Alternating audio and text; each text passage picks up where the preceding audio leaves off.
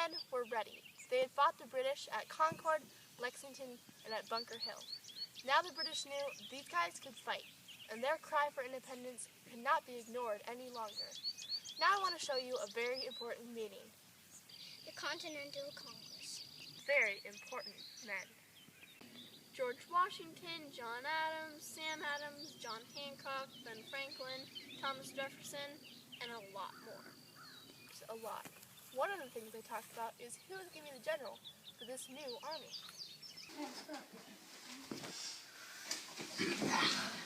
Fellow delegates, I, John Adams, raise the call for a grand American army, and to lead that army,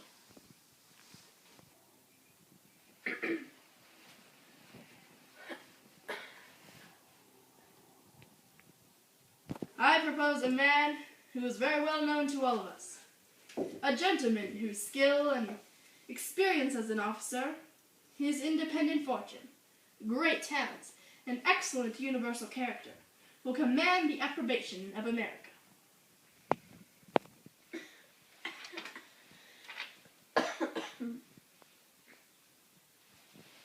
And that man is Colonel George Washington.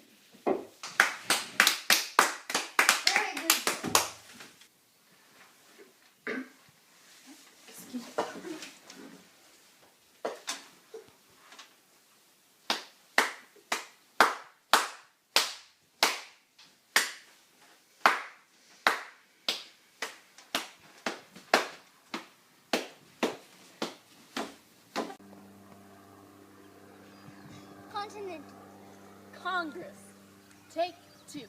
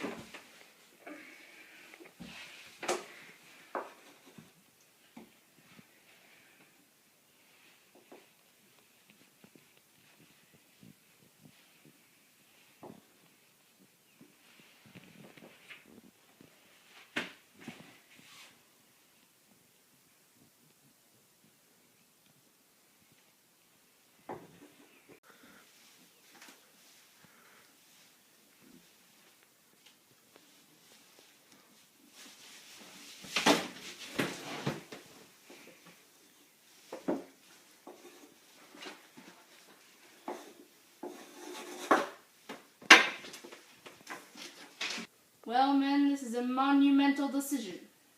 All decided?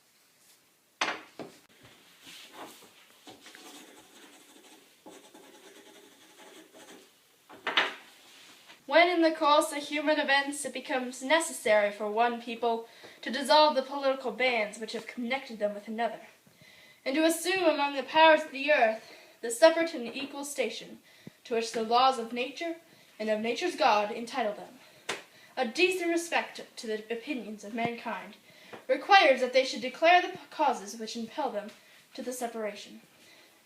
We hold these truths to be self-evident, that all men are created equal, that they are endowed by their Creator with certain unalienable rights, that among these are life, liberty, and the pursuit of happiness.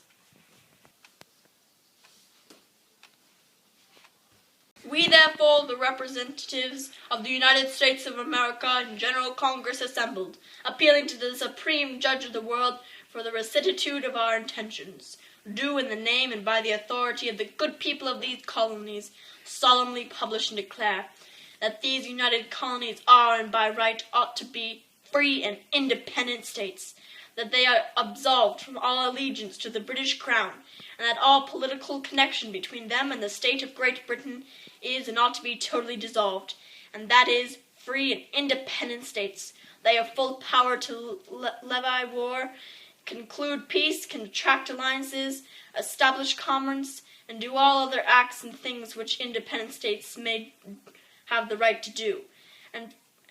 For the support of this declaration, with a firm reliance on the protection of divine providence, we mutually pledge to each other our lives, our fortunes, and our sacred honor.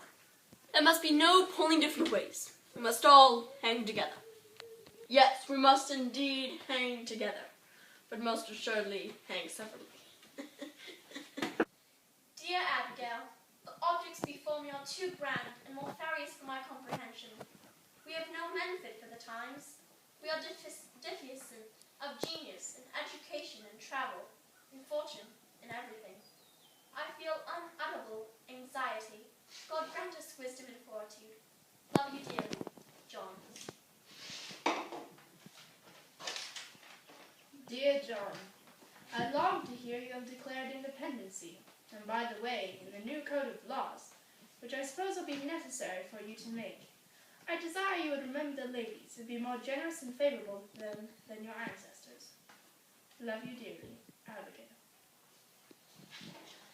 Dear Abigail, the 2nd day of July, 1776, will be the most memorable epoch in the history of America. I am apt to believe that it will be celebrated by succeeding generations as the great anniversary festival. It ought to be commemorated as the Day of Deliverance, by solemn acts of devotion to Almighty God.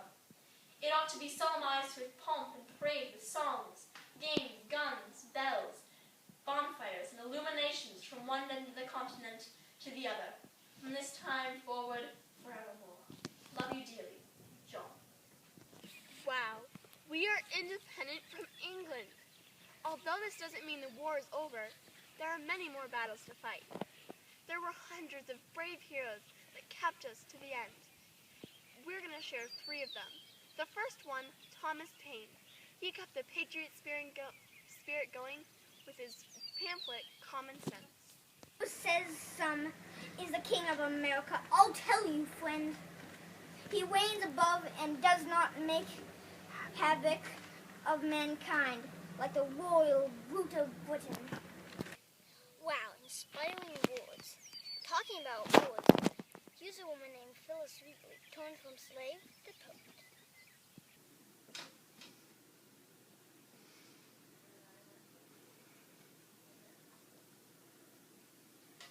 In heaven's eternal court it was decreed that the first martyr for the cause should bleed. To clear the country of the hatred brood, he whet his courage for the common good. Long as in freedom's cause the wise contend, dear to unity shall fame extend. While to the world the letter's stone shall tell how Caldwell, Attucks, Gray and Maverick fell. Thomas Paine with the crazy hair. Phyllis Wheatley, slave turned poet. And now we have Nathan Hale, schoolmaster turned spy turned hero. I regret I have but one life to lose for my country. Wow, doesn't that inspire you? Yup. It seemed like the battle was lost. And it's true. We lost many battles. But we won some too.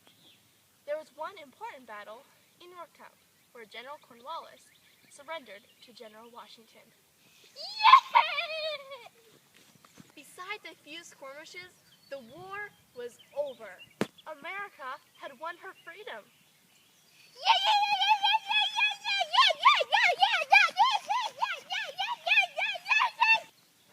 But this new country needs a government. And so some very wise men set one up and wrote something called the Constitution.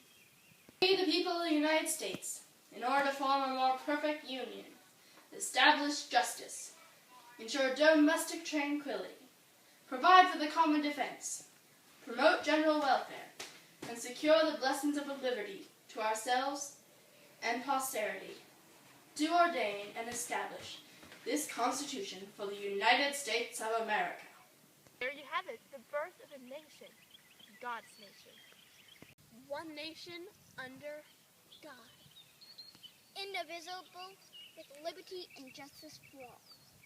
Freedom, Christ has set us free.